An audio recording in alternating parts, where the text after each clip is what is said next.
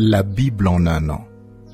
Daniel chapitre 11 versets 2 à 35. Psaume 122. Proverbe 29, 1. Lecture du 3 décembre.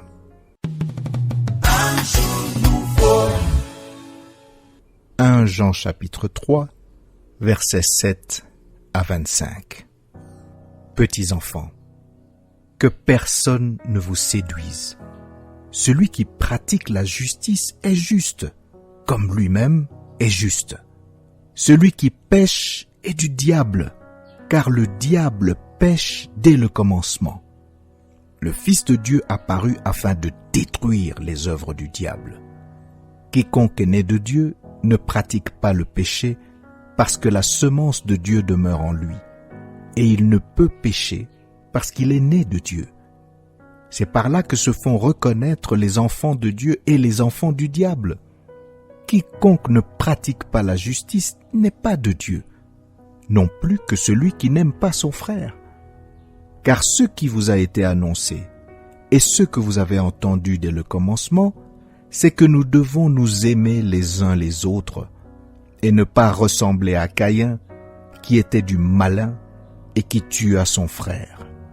Et pourquoi le tua-t-il ? Parce que ses œuvres étaient mauvaises et que celles de son frère étaient justes. Ne vous étonnez pas, frères, si le monde vous hait. Nous savons que nous sommes passés de la mort à la vie parce que nous aimons les frères. Celui qui n'aime pas demeure dans la mort. Quiconque est son frère est un meurtrier, et vous savez qu'aucun meurtrier n'a la vie éternelle demeurant en lui. Nous avons connu l'amour en ce qu'il a donné sa vie pour nous. Nous aussi, nous devons donner notre vie pour les frères.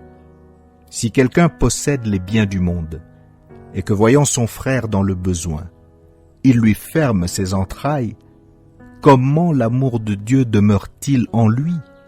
Petits enfants, n'aimons pas en parole et avec la langue, mais en action et avec vérité. Par là, nous connaîtrons que nous sommes de la vérité, et nous rassurerons nos cœurs devant lui.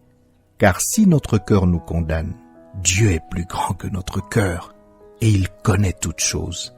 Bien-aimés, si notre cœur ne nous condamne pas, nous avons de l'assurance devant Dieu. Quoi que ce soit que nous demandions, nous le recevons de lui, parce que nous gardons ses commandements et que nous faisons ce qui lui est agréable.